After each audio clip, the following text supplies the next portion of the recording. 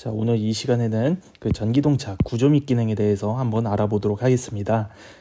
제가 이렇게 영상을 찍는 거는 그 처음인 것 같은데요. 한번 처음이지만 제가 부족하지만 한번 잘 따라와 주시기를 바라겠습니다. 또한 그 제가 뭐 부족한 부분이 있다라고 한다면 밑에 댓글로 조금 더 보충 설명해 주시는 것도 제가 달게 받도록 뭐라고 해야 되나 달게 받는 게 아니라 제가 감사히 잘 받도록 하겠습니다. 일단은 전기동차 개요에 대해서는 개요는 여기서는 크게 중요한 부분은 없고요. 일단은 전기동차 제가 여기서 강의할 게 보통 이제 회로라든지 아니면 용어에 대해서 살짝 간략하게 한번 맛보고 저는 그렇게 가려고 생각을 하고 있습니다. 일단은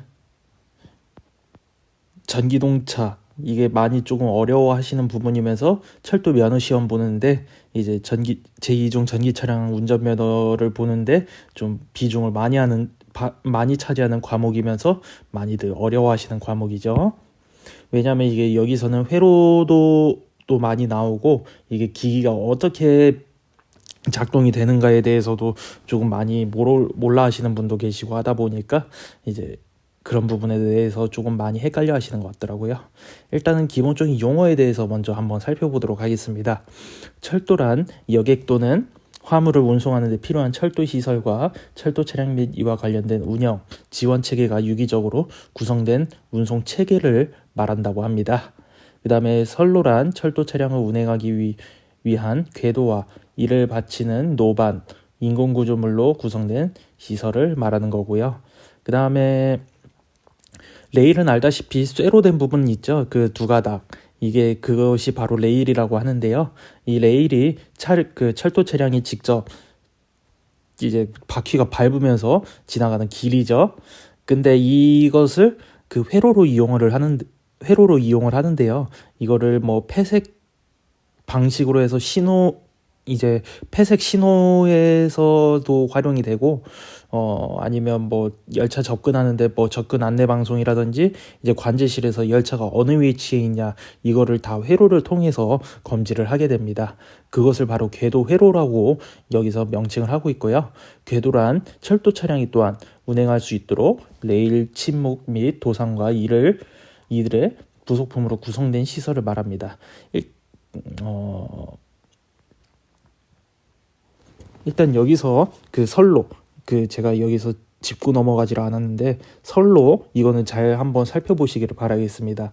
선로란 궤도와 노방과 인공 구조물이 합쳐진 시설이 바로 선로라고 이야기를 하고 있습니다. 이거는 철도 안전법에서도 나와 있는 부분인데요. 이거는 철도 안전법 거의 맨 앞장에 이렇게 나와 있습니다. 그 다음에 괴간 아시죠? 양쪽 레일 안쪽 간 거리 중에서 가장 짧은 거리라고를 이야기하는데 이 부분은 솔직히 저도 정확하게 어느 부분인가 일단은 만약에 이렇게 레일이 있다라고 한다면 제가 이게 태블릿으로 알려드리는 거라 제가 조금 그림을 잘 못 그리게 됐는데 레일 윗면으로부터 14mm 아래의 지점으로 기준으로 해서 한 대략 여기 부분이겠죠? 요 부분이 이제 이 부분을 지점으로 해가지고 이 레일 폭이 1435mm 이 레일 1435mm를 표준 궤간으로 명칭을 표준 궤간이라고 정해놨습니다. 한국은 다 이렇게 표준 궤간 1435mm 궤간을 사용하고 있고요. 예를 들어 러시아나 아니면 어디 인도 같은 데는 1435mm보다 더 큰 이제 광궤를 사용하고 있고 일본 같은 경우는 1067mm 1435mm보다 작죠. 이 작은 레일을 사용하는 협궤를 사용하고 있습니다. 고속철 제외이고요. 그 신칸센 같은 경우는 똑같이 표준계를 사용하고 있는데 일반 전동차 같은 경우는 일부 사철 제외하고는 대부분 이제 다 1067mm의 이제 협궤를 사용하고 있습니다. 그냥 이거는 알아만 두시고 그 한국은 1435mm 표준궤를 사용한다라고 알고 계시면 될 것 같습니다. 그 다음에 열차 제어란 이제 진로와 신호등을 제어하여 열차의 운행을 제어하는 것을 말한다라고 말을 해주고 있네요. 그 폐색이라는 것은 말 그대로 그 구간에 둘 열차 이상을 운행할 수 없다라고 되어 있는데 더 정확하게 한번 잘 표현해 보면 정확하게 그림으로 한번 표현을 해보도록 하겠습니다. 그림으로 한번 표현해 보면 만약에 이렇게 열차가 하나 있다라고 하겠습니다. 이 구간도 몇 개 한번 잘라볼까요? 이렇게 한 4개의 구간으로 한번 잘라보도록 하겠습니다. 열차가 지나가는데 이 구간마다 신호등이 하나 있을 겁니다. 근데 이 열차가 쭉 가다가 여기 A라는 구역으로 열차가 들어왔겠죠. 그러면은 이 A 구간에 있는 이 열차 외에는 다른 열차가 들어올 수 있나요? 없나요? 바로 들어올 수 없는 것을 바로 폐색이라고 하는 것입니다. 즉, 그 구간을 나누어 가지고 한 열차만 점유할 수 있게 한 것을 폐색이라고 이야기를 합니다. 또한 신호라고도 되어 있는데요. 신호는 이제 모양이나 색 또는 소리로 열차 또는 차량에 대하여 운행 조건을 지시하는 것이죠. 뭐 예를 들어 신호등 같은 것도 이제 색이나 이제 모양 등을 나타내 가지고 이제 혹은 뭐 소리로도 이제 열차가 갈 수 있냐 없냐 혹은 내가 갈 수 있냐 없냐 이렇게 나타내죠. 일반 신호등, 횡단보도 신호등 같은 경우도 소리, 모양, 색을 통해서 우리에게 이제 그 횡단보도를 건널 수 있냐 없냐 그렇게 나타내고 있죠. 또한 진로란 열차 또는 차량이 운전하거나 지나가는 통로라고 이야기를 해서 보통은 이제 신호기에 이제 진로 표시기까지 붙이는 경우가 있습니다. 붙이는 경우가 있어가지고 거기에 열차가 갈 수 있냐 없냐 이거를 기관사한테 통보를 해가지고 이제 운행 조건을 나타내는 거죠. 또한 회로는 말 그대로 전기가 흐를 수 있도록 이제 하는 통로라고 이렇게 뭐 책으로는 뭐 너무 사전적으로 설명을 하는 것 같은데 말 그대로 전기가 통하는 길입니다. 근데 길인데 한 바퀴 삥 돌아서 오는 거죠. 그러다 보니까 돌아올 회자를 써서 돌아오는 길이라고 해가지고 회로라고 합니다. 영어로는 서킷이라고도 하죠. 그럼 궤도 회로에 대해서 방금 위에서 설명드렸던 궤도 회로에 대해서 한번 설명을 드리도록 하겠습니다. 일단은 그림부터 지울게요.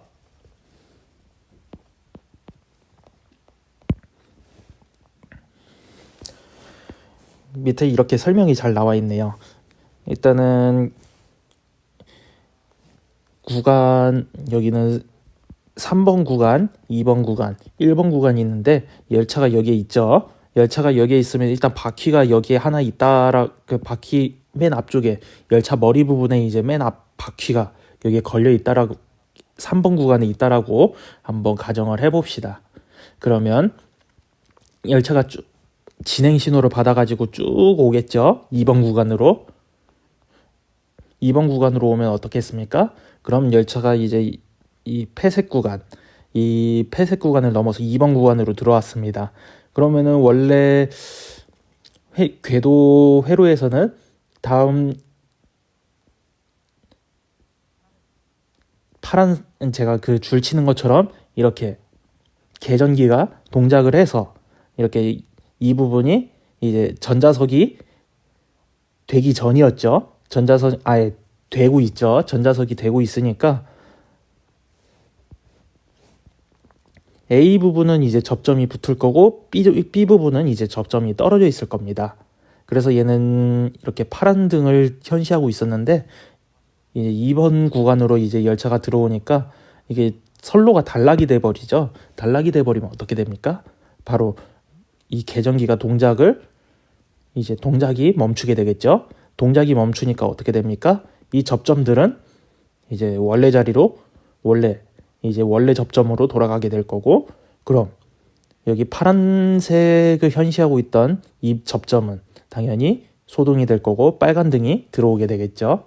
이런 식으로 그 궤도 회로를 이용해서 폐색 구간을 이렇게 나누게 활용을 할 수 있다는 겁니다. 활용할 수 있다? 그 말이 조금 이상한데요. 이렇게 활용을 하는 것입니다. 그 다음에 왜 안 움직여? 그 다음에 여기 쭉 보시면 열차 신호에 관해서도 이야기가 나오는데요. 열차 자동으로 속도를 감속시키거나 또는 정지시키는 장치. 근데 여기서 가장 크게 보아야 할 것이 이제 제한 속도를 초과할 경우 속도를 감속시키거나 정지시키는 장치로 우리가 흔히 ATS라고 하죠. 열차 자동 정지 장치. 그런데 이거는 보통 1호선이나 4호선 이제 5위도에서 금정까지 이렇게 사용을 하고 있는데, 그 1호선 구간, 2호선은 지금 뭐 다 개량을 해가지고 없는 걸로 알고 있고요. 3호선은 ATC, 4호선은 방금 말씀드린 것처럼 과천선 안산선 구간, 이제 5위도 금정 구간 이렇게 되어 있는데요. 아무튼 이제 열차가 만약에 제한 속도를 넘어버리면 자동으로 열차를 감속시키거나 정지시키는 장치가 있다라고 알려주고 있습니다. 그 중에서 열차를 자동으로 정지시켜주는 장치가 ATS고요. 열차를 자동으로 제어를 해주는 게 ATC라는 겁니다. 또한 그 열차를 이제 그 ATC에서 조금 더 개량한 게 바로 열차 방호 장치라고 ATP라고 있는데요. 이 ATP도 한번 알아두시면 될 것 같고, 여기서 시험 문제로 어떻게 나오냐, 열차 신호 장치로 틀린 것은 해가지고 ATS, ATC, ATP 해가지고 그 다음에 그 밑에 ATO를 적어 놓습니다.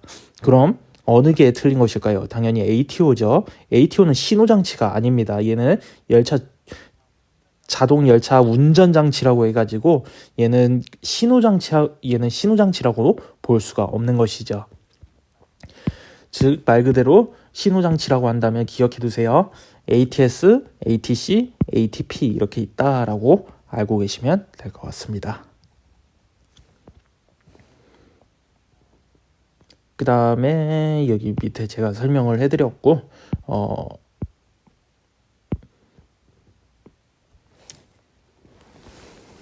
쭉 한번 볼까요? 운전실에 이제 여기 ADO하고 MMI가 있는데, 말 그대로 열차 이제 얘는 보통 ATC 구간에서 쓸 때 이렇게 여기서 ATC 구간에서 운행을 할 때 현시가 되는데요. 여기서 뭐 속도 이렇게 여기서 빨간불이 들어오면서 이렇게 속도 어느 정도까지 속도를 낼 수 있냐 이렇게 상태를 알려주고 있습니다. 그 다음에 MMI는 보통 여기는 ATP에서 많이 쓰는데요. 이것도 뭐 이 속도계가 이 속도가 어느 정도까지 날 수 있냐 이렇게 조건을 나타내 줍니다.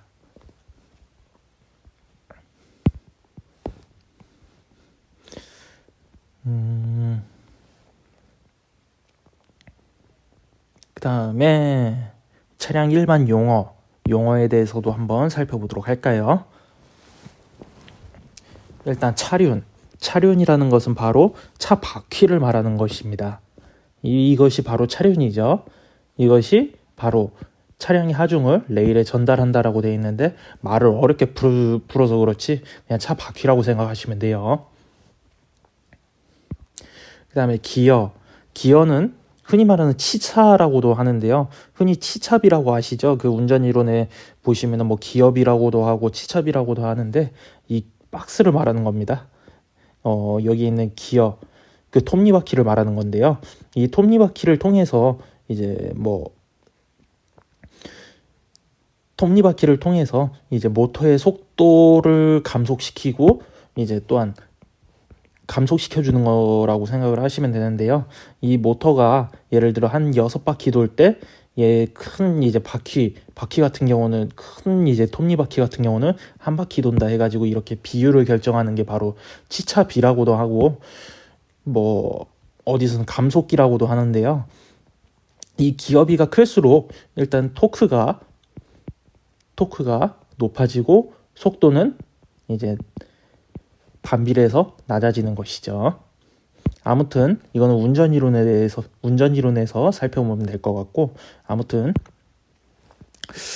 일단은 이렇게 치차, 이게 기어 박스가 있다라고, 이 기어 박스 이거는 톱니바퀴다라고 알고 계시면 될 것 같고요. 그 다음에 견인력, 열차가 끌고 속도를 높일 수 있는 힘이 바로 견인력이죠. 또한 견인전동기, TM, 트랙션 모터라고 해가지고 이 부분이 바로 견인전동기라고 하는데요. 말 그대로 모터입니다. 그 다음에 대차는 말 그대로 차량을 지지해주는 이제 바퀴의 세트죠. 세트를 말해주는 건데, 밑에 이렇게 열차가 있으면 이렇게 밑에 이 바퀴 세트가 바로 대차라고 이야기를 합니다. 이 대차는 이제 한 세트당 바퀴가 이제 양쪽을 포함해서 이렇게 양쪽 축이 연결되어 있겠죠. 해가지고 대차 하나에 축은 2개인데 이제 바퀴가 4개 있습니다. 차륜이 4개 있죠. 한 대차에. 그렇게 알고 계시면 될 것 같습니다.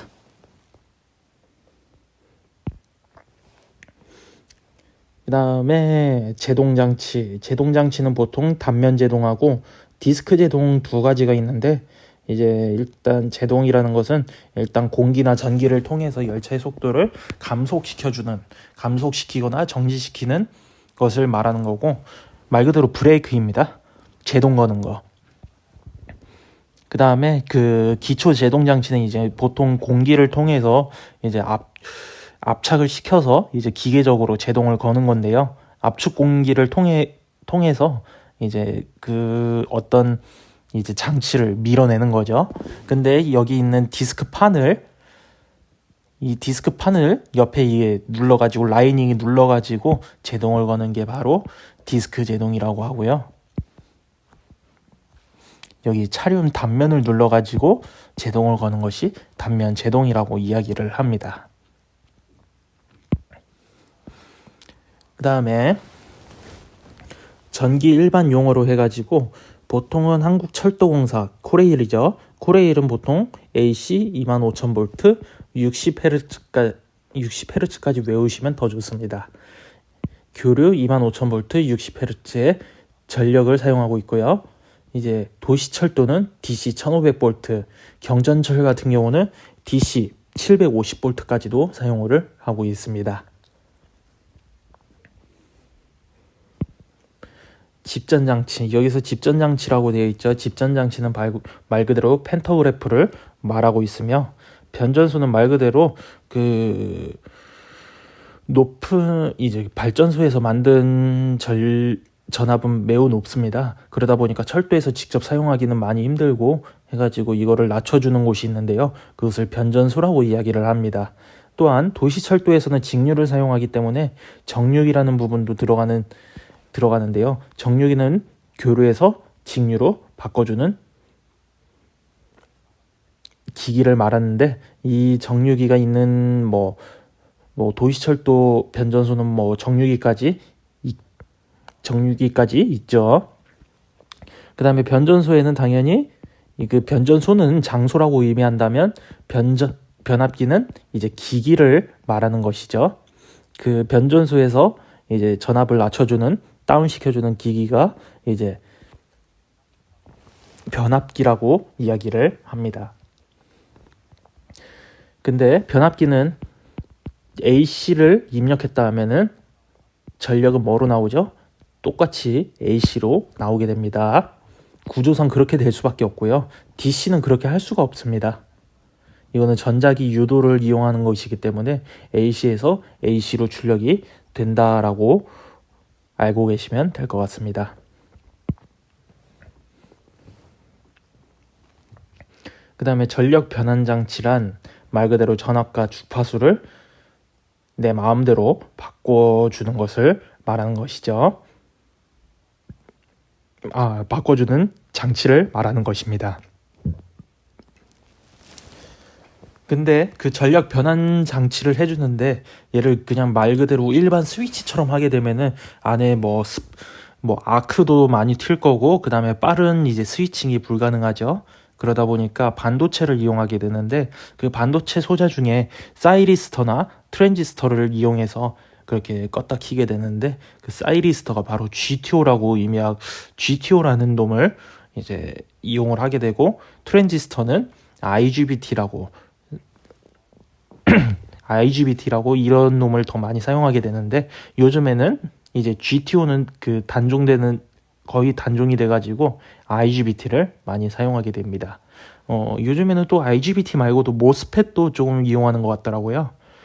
아무튼 그렇게 알고 계시면 될 것 같고 전기동차의 이제 주변환 장치가 컨버터하고 인버터가 있는데 그 인버터 같은 경우는 VVF 제어 방식을 이용하고 있어서 전압과 주파수를 제어를 해줍니다. 슬립 주파수도 변화를 시킨다고 하는데 보통은 이제 입력되는 거는 전압과 주파수 이렇게 제어를 해주고 슬립 주파수도 같이 기억을 해주시면 좋을 것 같습니다.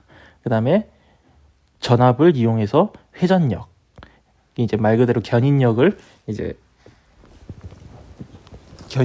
제어해 주는 거고 말 그대로 전기동차가 속도를 내려면 회전수도 있어야 되죠. 주파수를 바꿔가지고 회전수를 제어까지도 해주는 겁니다. 또한 전격전압, 전격전류는 이 기기를 정상적으로 사용했을 때 문제가 없는 전압 또는 전류다라고 이야기를 해주는 거고 단락이란 말 그대로 쇼트나는 거죠. 합선되는 거, 흔히 말하는 합선되는 건데 합선되는 거라고 생각을 하시면 되고 요즘에 합선이라는 말 안 쓰고 쇼트난다고 이야기를 합니다. 쇼트나면 어떻게 되죠? 저항값이 작아지니까 과전류가 흐르게 되겠죠. 그 다음에 서지 전압이란 이제 서지 전류 또는 전압이 있는데요. 보통 전압이 걸린다 하면 이렇게 일정하게 전압이 걸리면 좋겠지만 그 한번 스위치를 켰을 때 이렇게 퉁 튀는 전압이 있습니다. 이것을 서지 전압이라고 이야기를 합니다.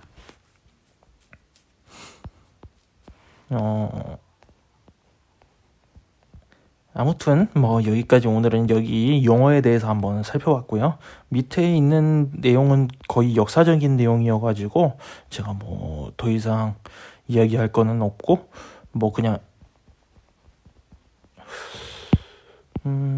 그냥 그 다음에는 그 전기동차 구조에 대해서 한번 살펴보도록 하겠습니다.